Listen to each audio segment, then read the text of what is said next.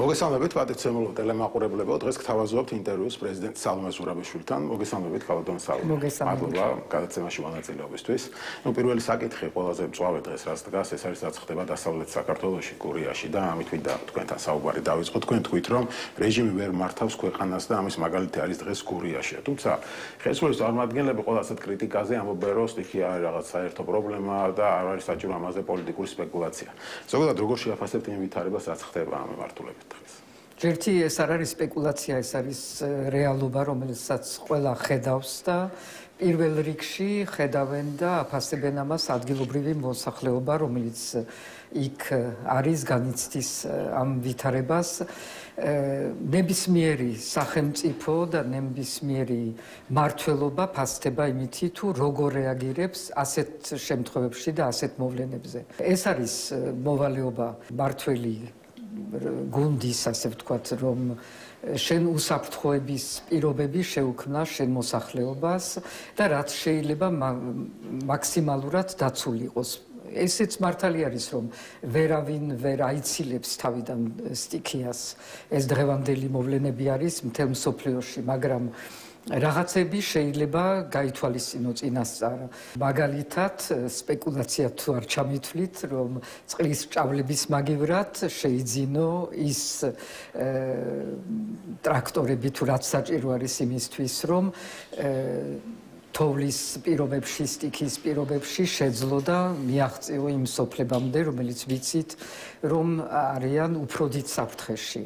ასევე დღეს ყველამ ვიცით, რომ შეიძლება მოხდეს წყალდიდობა, ხვალ ზვავი და ასე შემდეგ. ეს ყველაფერი არ არის ის მოვლენები, რაც სრულიად გაუთვალისწინებელი არის. ამიტომ არსებობს ქვეყანაში უსაფრთხოების საბჭო, რომელიც უნდა სცენარებს ამზადებდეს ამ შემთხვევებისთვის. ეს არის მისი ფუნქცია, რომ ეს ყველაფერი იყოს გათვლილი, რაც შეიძლება მაქსიმალურად წინასწარ და ბრძომები მიღებული, ადგილობრივი ცხელი ხაზები უნდა არსებობდეს. მე რაც გავიგე, მუნიციპალიტეტში ისიც არ არსებობს მისამართები და სიები ადამიანები, რომლებიც ცხოვრობენ იმ სოფლებში, სადაც ძნელი მიღწევა არის და სადაც ხშირად ცხოვრობს ხანშესული ადამიანები და ზოგჯერ მარტოხელა ადამიანები. ეს ყველაფერი არის მუნიციპალიტეტის მოვალეობა. ასე რაღაცებისთვის მზად უნდა იყოს, ხო, ამაზე არის ალბათ საუბარი ძირითადად. თქვენ ამავე დაგეგმარება, რაც როგორც ჩანს საერთოდ გამოსული არის ტყობიდან. დაგეგმარება იმ მოვლენების, რაც არ უნდა იყოს, არაფერი არ არის ისეთი მოვლენა, რომელიც არ შეიძლება რომელიმე სცენარში იყოს გათვალისწინებული. არ შეიძლება რომ რიკოტი იკეთებოდეს ყოველ მეორე დღეს და ქვეყანა იყოს ორად გაყოფილი. ჩვენ შეიძლება გვახსოვდეს ის, რომ თავარი მიზანი რუსეთის იმპერიის და შემდეგ საბჭოთა და მუდმივად იყო საქართველოს ორად გაყოფა. ბატონო, თქვენ ამავე გამოსვლაში თქვით, რომ ეს რუსული რეჟიმი რეპრესიების მანქანად გადაიქცაო, განაცხადეთ და გვახსოვს ახლა რა ხდებოდა აქციების დროს და ვხედავთ რა კანონებს იღებენ, თითქმის ყოველ დღე ცვლიან კანონებს და აგერ ახლა მედიასაც გვპირდებიან, რუსული კანონი თავიდან შემოაქვთ და ამბობენ, რომ ეს იქნება ამერიკული ფარა, მედიისთვის უფრო მძიმე, მედიისთვის ახალ კანონს და ასე შემდეგ და მაინდა კითხოთ, რომ აი რა ტიპის ხელისუფლება მართავს დღეს თქვენი აზრით, ხელისუფლება რომლის ნაწილიც ერთდროს თქვენც იყავთ? მე ვიყავი, მაგრამ არ მგონია რომ ესეთ პირობებში ვიყავი, იმიტომ არ ვიქნებოდი. ეს არის რუსული რეჟიმი უკვე. ყველა თავისი, სწორედ იმითი, რომ კი არ მართავს ქვეყანას, არამედ ქვეყანას აყენებს სრულ რეპრესიული მანქანის ქვეშ და ეს არის ტიპიურად რუსული რეჟიმი. ამას სხვა არც მხოლოდ დიქტატურა კი არ არის, დიქტატურა კიდე სხვა რამე არის. ყველა ის კანონები, რაც მიღებული იქნა ბოლო წლებში, კანონები არის, რომელიც ყველა შეიძლება იყოს ნახსენები როგორც რუსული კანონი. დღეს შეგვიძლია ეს რუსული რეჟიმი როცა ამბობთ, გულისხმობთ იმას, რომ მაგალითად ივანიშვილი რუსეთის კაცია? არა აქვს არავითარი მნიშვნელობა, მე რა ვიცი, რუსეთის კაცია თუ რუსეთის ზეგავლენის ქვეშ არის თუ კომპრომატები არის მასზე თუ რა ხდება, ამას შეიძლება ისტორიკოსები ერთ დღეს გაარჩევენ. ჩვენთვის ამას არ აქვს არსებითი მნიშვნელობა, არსებითი მნიშვნელობა იმას აქვს, რომ ვცხოვრობთ რუსულ რეჟიმში. და მართავს ამ რეჟიმს ივანიშვილი. ერთი ადამიანის გადაწყვეტილებებით არის მიღებული ყველა ეს გადაწყვეტილება. ხო და აი მარტივად რო გითხოთ, აი რისი მიღწევა უნდა ივანიშვილს თქვენი აზრით, რა არის მისი მიზანი დღეს, როგორ უყურებთ ამას? ეს მას კითხეთ. თქვენი აზრი, თქვენი შეფასება, როგორ უყურებთ ამ რისი მიღწევა უნდა მე არ ვიცი, ფაქტი არის, რომ ჩვენ დღეს ვართ პრაქტიკულად რუსულ რეჟიმში და ჩვენი მისაღწევი არის, რომ ჩვენ ეს არ დაუშვათ. და ეხლა იმის გათვლა მას რა აქვს მაშინ ასე დაგიკონკრეტებთ, მაგალითად დავუშვათ, ოპოზიცია ამბობს, რომ ივანიშვილის მიზანი არის რაღაცა ზოგი ამბობს, რომ ჩააბაროს რუსეთს, ზოგი ამბობს, რომ მისი მიზანია, რომ აქ სამუდამოდ კონდეს ხელისუფლება და ეს არის მისი მთავარი მიზანი. ერთიც მეორეც და მესამეც ალბათ. თუმცა ხელისუფლება ამბობს, რომ ჩვენი მიზანია, რომ ქვეყანას ავარიდოთ ომი და ამიტომ ხდება ეს ყველაფერი. და დანარჩენი ხო, მაგრამ ეს არის ხო ის პროპაგანდა, რომელსაც ნაწილობრივ იმუშავა თუ არ იმუშავა, ამას არ აქვს დიდი მნიშვნელობა. ჩვენ ვართ დღეს ფაქტების წინაშე, რომ საფრთხე ომის არ არის ამ ქვეყანაში, არ ყოფილა, არავინ არ გვიბიძგებდა რაღაცა ფიქტიური ომისკენ. მეორე მაგალითი არის მოლდოვა, რომელიც ჩვენზე შეიძლება ზოგ კუთხით უფრო მძიმე პირობებში იყო და იქ უფრო ახლოს ფრონტთან და იქ არავის არ დაუწყია ომი. დღეს სარგებლობს ყველა იმ შეღავათებით, რაც მოდის ევროკავშირიდან და იმ პოზიციებით, რაც ჩვენს შეგიძლია ქონოდა, რომ არ ყოფილიყო ეს პირიქით ორიენტაცია რუსეთისკენ და რუსულ რეჟიმისკენ. ეს არის ჩვენი რეალობა და არა რაღაცა ხელოვნურად შექმნილი საფრთხეები თეორიული რაღაცა ომისა. ხო, მოლდოვა ამ ხრივ მართლაც კარგი მაგალითია, იმიტომ რომ იქ ომი არ არის, მაგალითად ამისა. ჯერ იქ უნდა ყოფილიყო თუ ვინმეს. მან მიიღო, ასე ვთქვათ, მოლაპარაკებები და ასე შემდეგ. თუმცა მოლდოვაზე მათ აქვს ასეთ პასუხი, რომ კი, მაგრამ ჩვენ თუ არ მოგცეს ეს თავიდან კანდიდატის სტატუსს მერე მოლაპარაკება, მოლდოვას როგორ მისცეს? ჩვენზე უარესი მდგომარეობაა, კორუფციის თვალსაზრისით, ჩვენზე DST-ს წევრია და ასე შემდეგ და ამას იყენებენ იმის სადემონსტრაციოდ, რომ ჩვენ დაგვჩაგრეს უსამართლოდ. მე რატომ ვთხოვთ, რომ დავაკომენტარო ამ ხელისუფლების სხვადასხვა პროპაგანდას პასუხი პროპაგანდა არის და ეხლა პროპაგანდას პასუხი არ აქვს. ჩვენ ფაქტებს შევხედოთ, ჩვენ შეგვეძლო ყოფილიყავით იქ, სადაც დღეს მოლდოვა არის და ალბათ ბევრად წინ შეგვეძლო ყოფილიყავით, მაგრამ ჩვენ დავიწყეთ ხან ლანძღვა ევროპის, ხან მისთვის გადაბრალება ყველაფრის, ხან ელჩების შეურაცხყოფა, ხან კანონების მიღება, რომელიც იმის მაგივრად რომ მიდიოდეს იმ მიმართულებით, რაც იყო ევროპის რეკომენდაციებში, პირიქით იყო მიღებული და მაგალითი ამ კანონების იყო რუსეთი და რა გვინდა ჩვენ რომ ესეც გავაკეთოთ და ისიც მივიღოთ?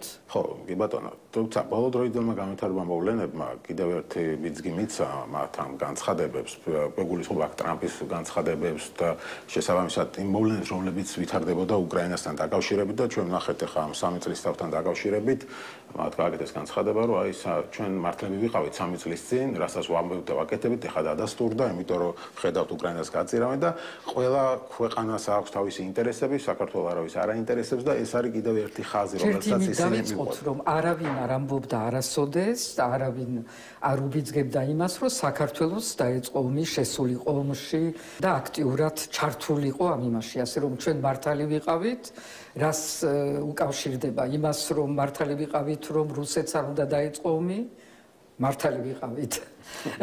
რომ ეს იყო რუსეთის აგრესია, მართალი ვიყავით. რაში ვიყავით მართალი, რომ უკრაინას არ უნდა დაეცვა თავის თავი? თუ ეს ამას ვამბობდით, არ ვიყავით მართალი. ამიტომ გააჩნია როგორ ატრიალებ კიდევ ერთხელ ეს პროპაგანდა არის. ეხლა რაც ეხება დღევანდელ რეალობას, ერთი რეალობა არის, რომ რუსეთმა ეს ომი არ მოიგო.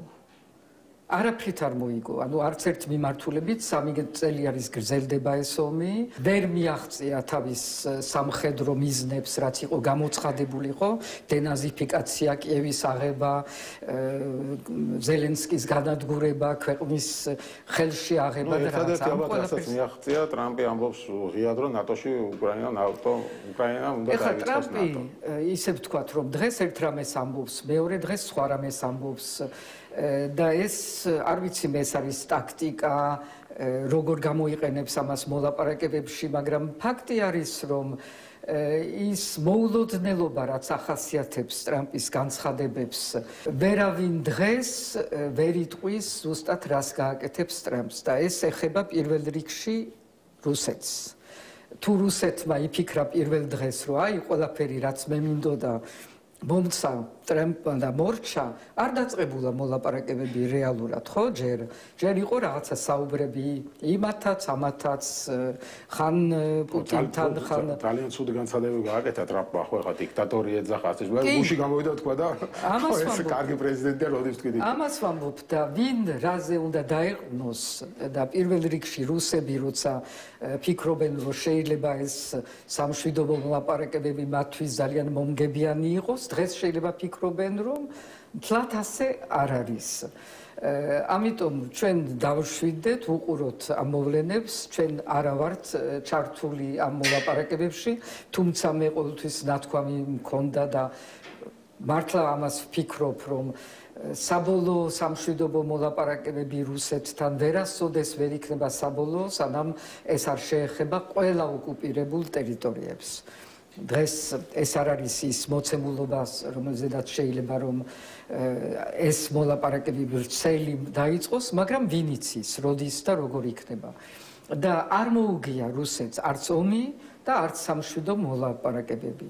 რუსეთი სხვა რამისთვის ემზადება ჰიბრიდულ ომისთვის, რომლის ჩვენ ვართ ერთ-ერთი მაგალითი და სატესტო რეჟიმში ჩვენ ვართ.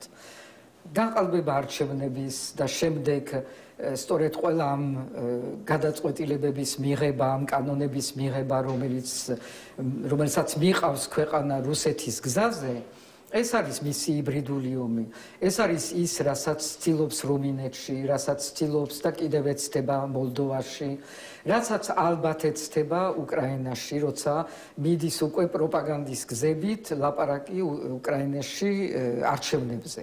რა არჩევნები უნდა ჩატარდეს? ეგეც გაიმეორა ტრამპმა. ხო. გაიმეორა, მაგრამ კიდევ ერთხელ ტრამპი ველოდოთ იმას, რომ ტრამპი ძალიან ბევრ რამეს იტყვის, რომელსაც ყველაფერს გამოიყენებს თავის საქართველოს ნიჰილიზმში აგდებს მისი განცხადებები. ხო, ხელისუფლების პროპაგანდას ამიტომ ვამბობ, დაანებეთ თავი ხელისუფლების პროპაგანდას. მე ვამბობ იმას, რომ ტრამპი არის სხვანაირი ხელმძღვანელი ამერიკაში, სხვანაირი პიარით მუშაობს, სხვანაირი საერთოდ ხასიათი აქვს და ყველაფერზე ნუ დავიწყებთ ჩვენ მაშინათვე ყველაზე ცუდ ვარიანტის დანახვას. არაფერი არ დამთავრებულა, მაკრონიც ჩავიდა, ბრიტანეთის პრემიერიც ჩავა, უკრაინა ზელენსკიც ჩადის დღეს ხო? და ეს ყველაფერი არაფერი არ არის ჯერ გადაწყვეტილი, არაფერი არ არის ისე ცუდად, როგორც გვინდა რომ დავინახოთ, იმიტომ გვინდა ზოგჯერ რომ ყველაზე ცუდი ვარიანტზე ვიფიქროთ და ჩვენ დავლაგდეთ, მოვიდეთ ცოტა უფრო მეტად აზრზე, რომ არაფერი არ არის ჯერ დაკარგული, კი გვიშენებენ რუსულ რეჟიმს, მაგრამ ბოლომდე ჯერ ვერ აუშენებიათ, იმიტომ რომ ამ ქვეყანაში არსებობს სამოქალაქო საზოგადოება, ამ ქვეყანაში არსებობს მედია, რომელსაც კლავენ, მაგრამ ვერ მოკლეს ჯერ.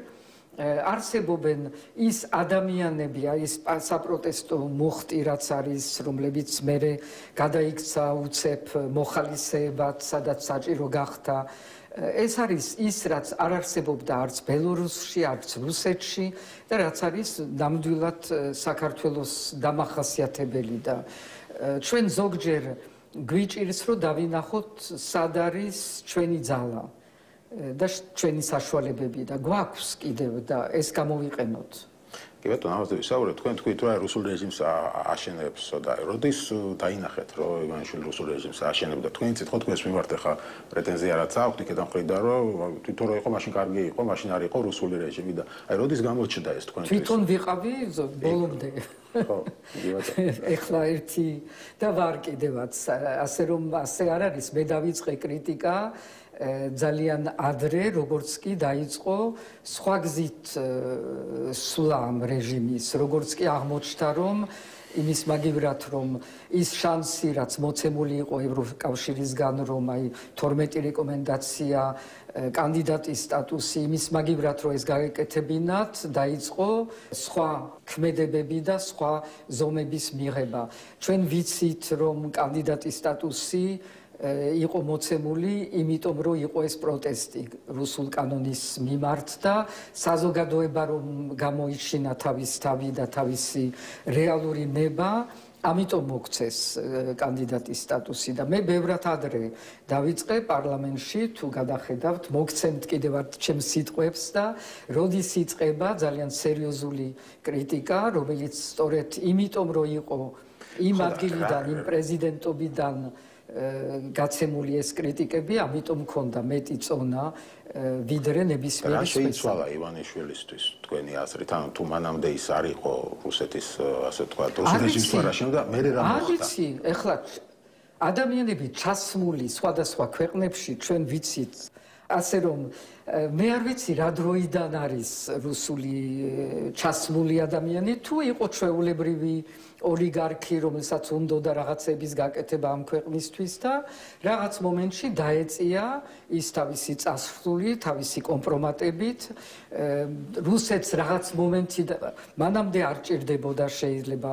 და რაღაც მომენტიდან როცა გამოჩნდა და ეს მეტნაკლებად უკავშირდება უკრაინის ომს, როცა გამოჩნდა, რომ აჩქარებული არის გაწევრიანების პერსპექტივა ევროკავშირში, რომ ეს რეალობად იქცა, რაც იყო შორეული, ვთქვათ, პერსპექტივა და აგერ-აგერ კანდიდატის სტატუსი, აგერ-აგერ შეიძლება გახსნა მოლაპარაკებების, ამაზე შეიძლება რუსეთმა თქვა, რომ აი ახლა ჩემი კაცი თუ ხართ, ახლა მაჩვენეთ.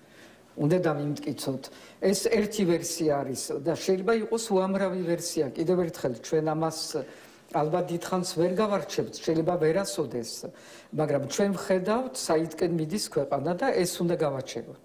კი ბატონო, თქვენ ესაუბრეთ პრეზიდენტ ტრამპს, ხო, როდესაც შეხვდით საფრანგეთში, მაგრამ აი მე განვითარებული მოვლენებიდან გამომდინარე, გამორიცხავთ, რომ ხელისუფლება მოახერხოს მასთან დაალაგება, მით უმეტეს ახლა გაეროში მათი რეზოლუციის თანასპონსორები გახდნენ და ცდილობენ ამას ყოველ შემთხვევაში. ცდილობენ. ცადონ. ხო, მაგრამ თუ ეს მოხდა, მე რა ხდება? არა, ხა თუ ის მოხდა და თუ ეს მოხდა და თუ დაგვენგრა თავზე ისა და ამათი დაალაგებების უნარი და ამათი საშუალებები დიპლომატიურად თუ ინტელექტუალურად ძალიან არა მაქვს ძალიან დიდი წარმოდგენა, ვიცი რომ ლობისტებიც აიყვანეს, მაგრამ იმათ დიდად ვერაფერი ვერ შეძლეს ჯერჯერობით და კიდევ ერთხელ იმდენად სხვანაირი ხელისუფლება არის ეს ტრამპის ხელისუფლება, რომ ამასთან დაალაგება ვინ შეძლებს არ ვიცი, საერთოდ არ ვლაპარაკობ ჩვენ ხელისუფლებაზე.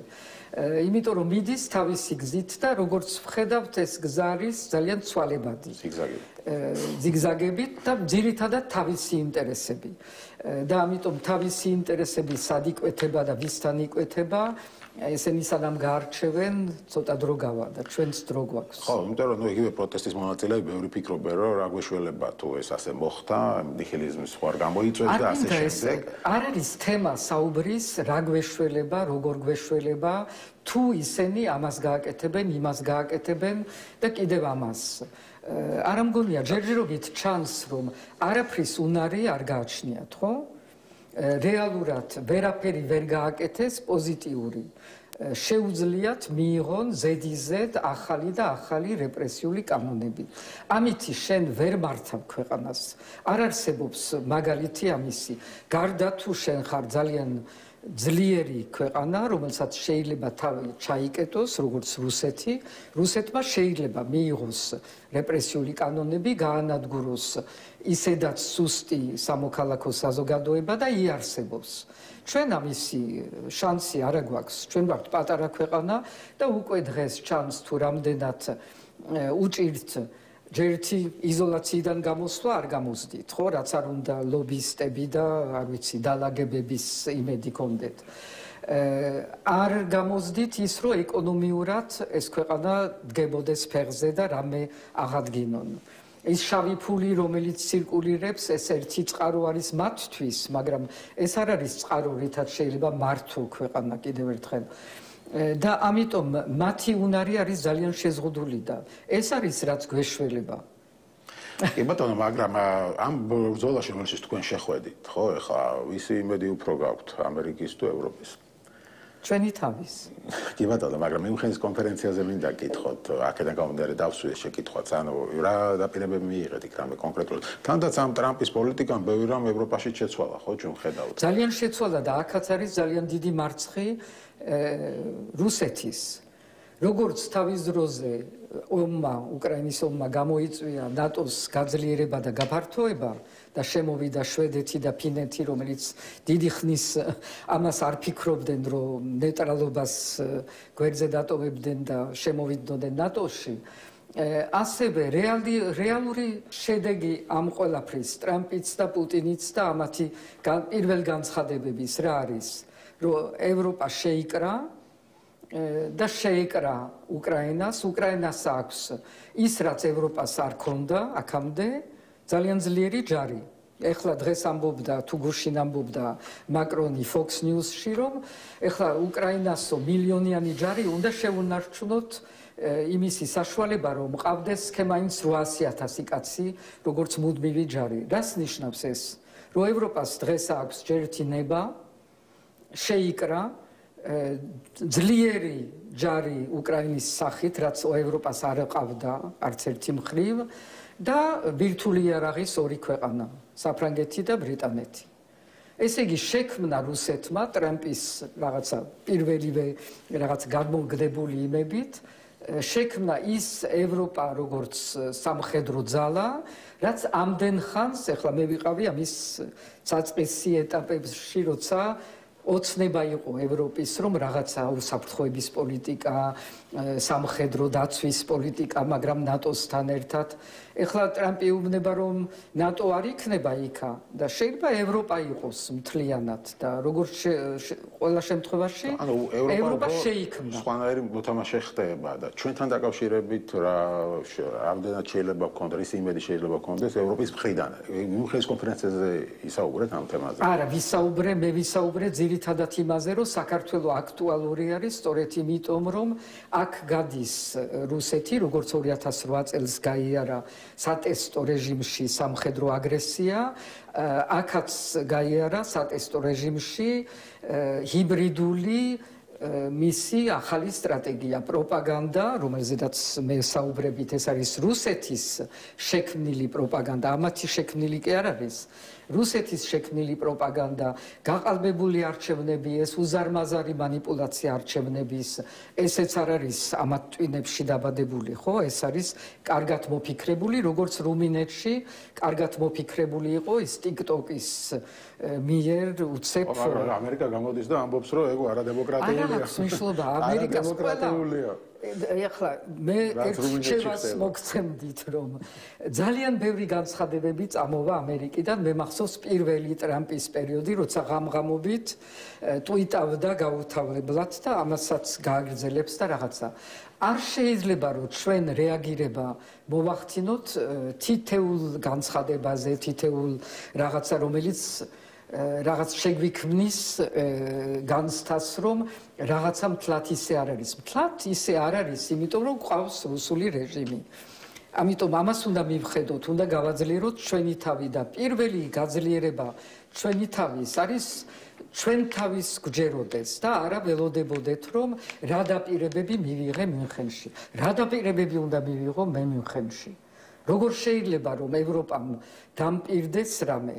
ჩემი მიზანი იყო ის რომ საქართველო არის აქტუალური. ყველა ფიქრობს რომ შიგნით მინდარი პროცესი და დასავლეთიდან ზეწოლა ერთად არის მნიშვნელოვანი. ამიტომ ამაზე არის საუბარი. მაგრამ არ არსებობს ახლა დიპლომატიური ურთიერთობები ისე არის აწყობილი რომ არ არსებობს რომ ამ ტიპის შეხვედრებზე ვინმე მოგცეს რამე დაპირება. იქ არის შენი როლი რომ შენ მიუტანო მდგომარეობა როგორ არის, რას ველოდებით მათგან, რომ მაგალითად გააგრძელონ მათი დღევანდელი პოლიტიკა, რომელიც არის არაღიარების. ხო არავის არ აუღიარებია. არჩევნები ჩატარდა 4 თვე ნახევარი არის უკვე გასული იმის მერე. ხო არავის არ აუღიარებია.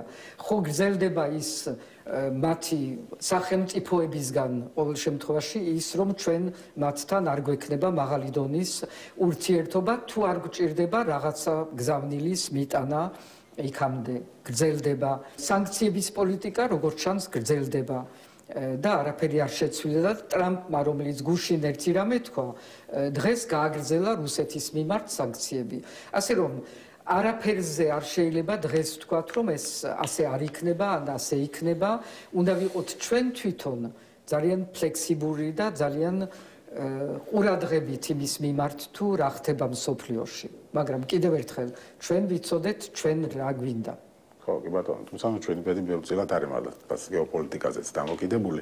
შიდა თემებზე რომ გადავიდეთ როდესაც თქვენ წარგადგინათ პრეზიდენტმა ივანიშვილმა გახსოვს როგორ გაქებდათ ხო თქვენს წინაპრებს თქვენს პროფესიონალიზმს უბრალოდ ივანიშვილთან წარგადგინათ პრეზიდენტად ამას ვამბობ როდესაც ივანიშვილმა წარგადგინათ პრეზიდენტად როგორ გაქებდათ მაშინ და მაგრამ დღეს ჩვენ მივიღეთ სიტუაცია როდესაც რაღაც ახალგაზრდები ხვდებიან აეროპორტში თქვენ რაღაცა მოღალატეს გეძახიან პირველში მაინტერესებს რა ეტყოდით ამ ახალგაზრდებს დღეს აქედან არაფერს არ ვეტყოდი მე იმას გაგახსენებდით რომ ასევე პრეზიდენტ სააკაშვილმა ის პრეზიდენტი იყო ნამდვილად ისიც მაქებდა ძალიან და მე იმანაც მოღალატეთ მახსენა და არ ჩამოგართვათ შეხვედრა და მე და ეს იყო მოცემულობა რომ ყველა მოღალატე და ამიტომ ჩემთვის ეს არ არის ახალი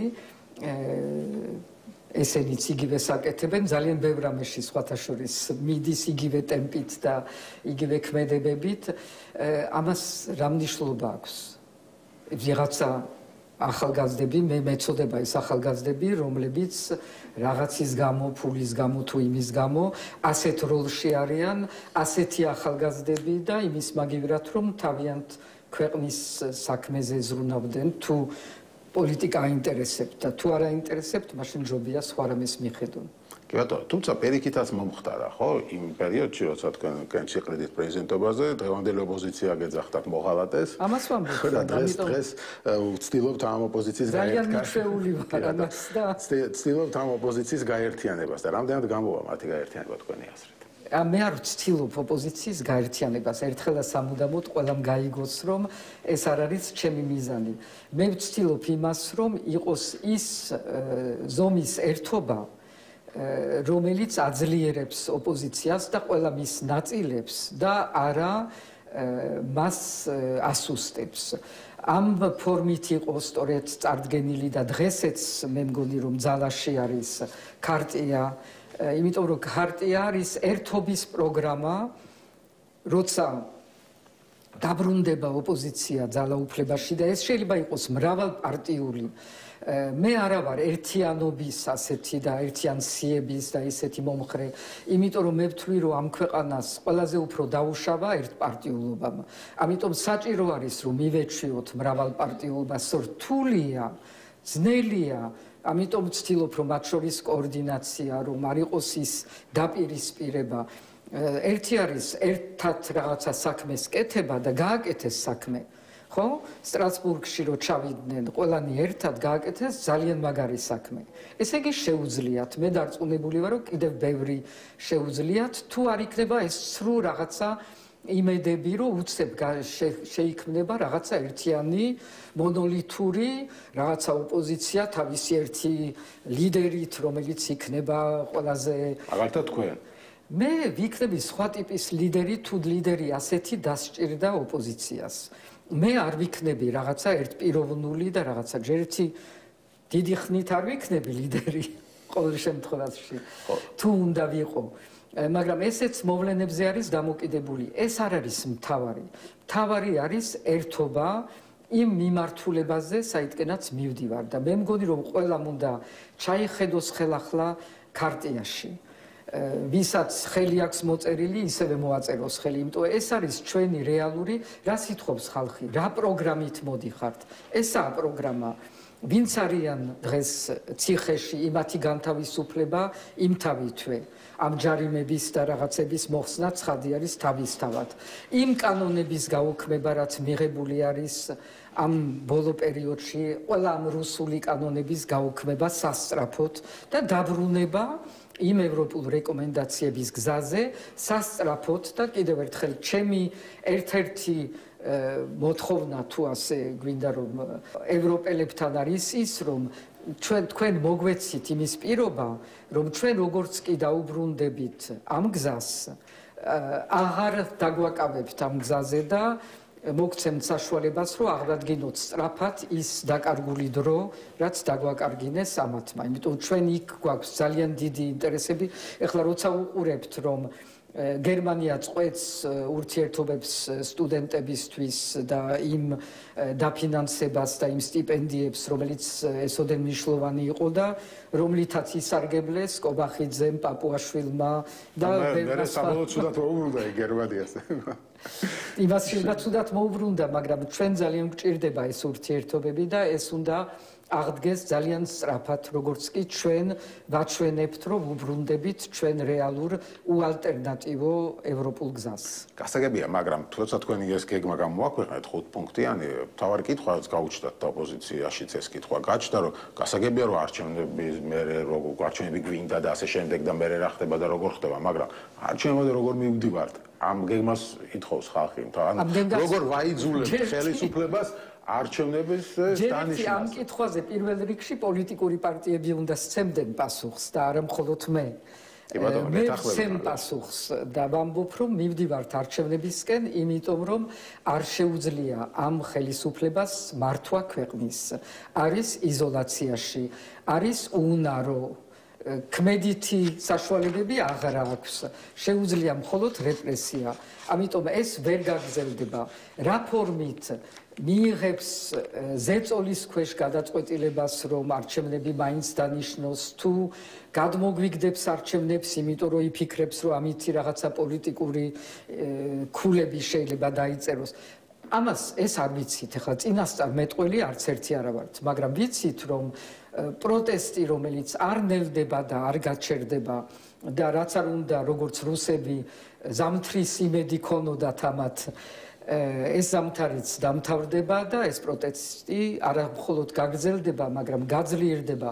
მით უმეტეს თუ გააგრძელეს ამ რეპრესიული კანონების ერთი მეორეს მიყოლებით მიღება. ამიტომ ეს მდგომარეობა, რომელიც არის ჩიხი, ეს ჩიხი, რომელიც უკვე გრძელდება თითქმის 5 თვე არის, არ არსებობს მოცემულობა სოფლიოში ისტორიაში რომ ეს არ მაგრამ ესენი არ გზობენ რაღაც განსაკუთრებულ დისკომფორტს. რატო გონიათ რომ რაღაც პრობლემა იქ შეიძლება არ ხედავთ?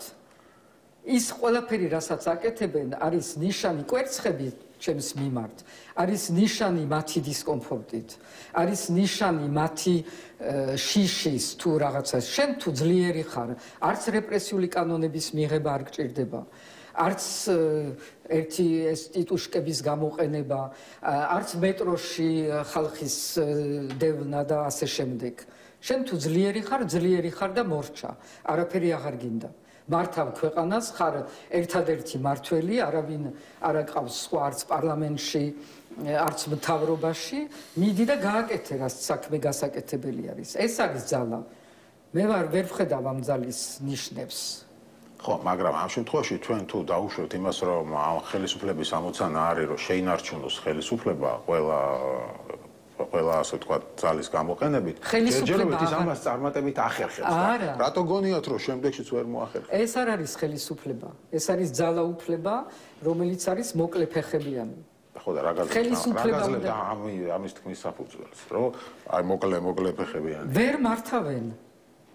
მე მითხარით ერთი გადაწყვეტილება, ერთი ქმედება მათი, რომელიც ნიშნავს, რომ მართავენ ქვეყანას. რომ რაღაცას უკეთებენ ამ ქვეყანას. დადებით, ახლა მე არ ვამბობ ჩაგვრა და ზეწოლა და ძალადობა და ეს ყველაფერი. ეს არ არის მართვა, ეს არის მხოლოდ თავის დაცვა. რაც ნიშნავს, რომ არიან თვითონ არიან შეშინებული, უყურეთ მათ ქცევებს. ხო, მაგრამ როდემდე შეიძლება ეს გაგრძელდეს? აი ეს ვითარება. ხალხი ქუჩაში ეს გითხარით, რომ ეს არავინ არ ახალი კანონები და ასე შემდეგ. არავინ არ იცის, მაგრამ თვითონაც არ იციან და ჩვენც ერთი რამე ვიცით, რომ ეს პროტესტი არ გაჩერდება, იმიტომ ამ პროტესტს ერთი რამე არ გააჩნია, ეს არის უკუსვლა და უკან დაბრუნების რამე საშუალება. ხალხს იჭერენ, ხალხს ანთავისუფლებენ თავიანთი სამსახურებიდან, თითო განთავისუფლება ადამიანის ნიშნავს, რომ მთელი ერთი დიდი ქართული ოჯახი გადადის მათ ოპოზიციაში. ხო, ეს ასეა? ხო, კი ბატონო, თუმცა ერთ-ერთ ოპოზიციონერს უსმენდი ამას წინათ. საინტერესო არგუმენტი ქონდა, რომ რა აზრი აქვს ახლა არჩევნების მოთხოვნა, დღეს ვარო დანიშნოს ივანიშვილმა არჩევნები, თუ ეს სისტემა არ დაინგრა, ის ამბობდა, ისევ წავაგებთ ამ არჩევნებს და აი სისტემა როგორ უნდა დაინგრესო დასვლა. ამიტომ არის ახლა ჩვენ თუ ველოდებით, რომ მთლიანად დაინგრეს სისტემა, შეიძლება მოხდეს, რომ ჩამოიშალოს. ეს არ არის არანაირად გამორიცხული. მაგრამ ამავე დროს ჩვენ უნდა მოვემზადოთ არჩევნებისთვის. არ შეიძლება რომ ჩვენ დაველოდოთ, როდის დაინიშნება იმისთვის, რომ მოვემზადოთ. ეს არის ის, რაც მოხდა წინა არჩევნებზე, რომ ამ რუსული კანონის გამო და ბევრი რამის გამო გადავიტანეთ აქცენტი და ყურადღება სხვა რაღაცაზე და არა არჩევნების მომზადებაზე. ეხლა მე დღეს რო უყურებ ამ მოხალისეების და რაღაცა, ეს არიან ის ადამიანები, რომლებიც უნდა იყვნენ კომისიებში, რომლებიც უნდა იყვნენ დამკვირვებლები, რომელსაც არ შეეშინდებათ ტიტუშკების. ეს არის ის ძალა საზოგადოების, რომელიც უნდა გამოჩნდეს იმისთვის, რომ არასოდეს აღარ დაუთმოთ არჩევნები. თქვენ არჩევნები ახსენეთ თქვენ ამ გეგმაში, რომელიც გამოაქვეყნეთ, გიწერეთ ასეთი რამე ერთიანი საარჩევნო პროგრამა პარტიებს. მაგრამ ხო, მაგრამ თუ ყველას ერთი საარჩევნო პროგრამა ექნება, ცალ-ცალკე გასვლას რა აზრი აქვს? როგორ არა? მაშინ რის მიხედვით რის მიხედვით მისცეს? დემოკრატიის არაფერი არ ეხსოვია. დემოკრატია ისე რომ ყველა პარტიას თავისი საარჩევნო პროგრამა აქვს. რის მიხედვით აძლევს ამომრჩეველი ხმას მაშინ? თუ ყველას ერთი პროგრამა აქვს. არა, პარტია არის პარტია, რომელსაც აქვს თავისი მსოფლმხედველობა. ეხლა იქმნება მაგალითად სოციალ-დემოკრატიული პარტია, ჯერ მოძრაობა არის და პარტია მემარცხენეების. ამათ აქვთ თავიანთი ხედვა, როგორ უნდა იყოს ქვეყანა მართული, როგორ უნდა იყოს უფრო დაცული სოციალურად, რაც ჩვენ არ გაგვაჩნია საერთოდ და ვეთანხმები, რომ ბევრ რამეში ძალიან ბევრი არის გასაკეთებელი. ეს არის მათი დამახასიათებელი. და მე როცა წავალ არჩევნებში, პირველ რიგში და პრიორიტეტი და სასწრაფო არის, რომ ყველამ ერთად, იმიტომ რომ ერთი პარტია ვერ გავა იმ უვრამრესობით, რომ მიიღოს კანონები ან გაუქმოს კანონები. ჩემთვის მთავარი არის ჯერ რომ გავანთავისუფლოთ ეს ქვეყანა იმ ყველაფრისგან, რაც იყო ამათი მმართველობის შედეგი, ანუ ეს კანონები კიდევ ერთხელ რუსულ კანონები, პატიმრები, ჯარიმები და დავაბრუნოთ ის კანონები და ის რეკომენდაციები, რაც ეხება სასამართლოს. სასამართლო თუ არ აღვადგინეთ სასწრაფოდ და ყველამ ერთად ყველამ პარტიებმა ერთად. ხო, ეგ გასაგები არჩევნების შემდეგ უნდა მოხდეს, ხო ეს? ეს უნდა მოხდეს სასწრაფოდ და მე ყველა პარტიას ექნება საშუალება, რომ პარლამენტში წარადგინოს თავისი კანონმდებლობა, ინიციატივები. ეს არის მრავალპარტიული. თავიანთი პროგრამებიც ექნებათ და საერთო პროგრამაც იქნება, ამაზე ვლაპარაკობ. ხო, ნუ საინტერესო მოდელი არ ვიცი, მაგრამ თქვენ როდესაც ამბობთ, რომ აი არჩევნების უნდა მოვემზადოთ. თუ ისე მოხდა, რომ შემოდგომამდე ამ ხელს არ დანიშნა არჩევნები. თუ გაქვთ ძალიან ბევრი. ხო, იმიტომ რომ ნუ ჩვენ არ ვიცით მომავალ შეეკა. არა, არ ვიცი და ამიტომ თუებით ვერ ვიცხოვ. ერთი კონკრეტული კითხვა მაქვს. თუ არ დაინიშნა არჩევნები, მანამდე ვიდრე მოვა ადგილობრივი არჩევნები. ოპოზიციამ უნდა მიიღოს ადგილობრივ არჩევნებში მონაწილეობა. არა, უნდა მიიღოს ერთიან არჩევნებში, ანუ ისიც უნდა იყოს და ესეც. ანუ მხოლოდ ადგილობრივ არჩევნებზე არ უნდა წავიდეს, არ უნდა დათანხმდეს. მე მგონი რომ ამაზე ლაპარაკიც არ შეიძლება. ანუ რაღაცა ფიქრობ რომ მოდი თბილისი მოვიგოთ და მე რაღაცა. კი, თბილისს მოიგებთ, შეიძლება, თუმცა არა ვარ დარწმუნებული რომ იმ განწყობით. არა, იმ განწყობით რაც იქნება თუ ვინმე მიიღო მონაწილეობა ადგილობრივ არჩევნებში, ნაწილი ხალხი არ მივა, იმიტომ რომ დამაჯერებელი არ იქნება, რომ ამითი რამე შეიცვლება და მეორე რაც მოხდება, ძალიან მარტივად ოქტომბერში არის დაგეგმილი, ხო, ადგილობრივი არჩევნები. როდის არის მიღებული ბიუჯეტი, ხო არ მეტყვით? ბიუჯეტი მიღებული, რის ბიუჯეტს გულისხმობ, ხალხის ბიუჯეტს. ნოემბერში იღებენ წესით, ხო? ნოემბერში. და რას იზამენ? რას იზამენ?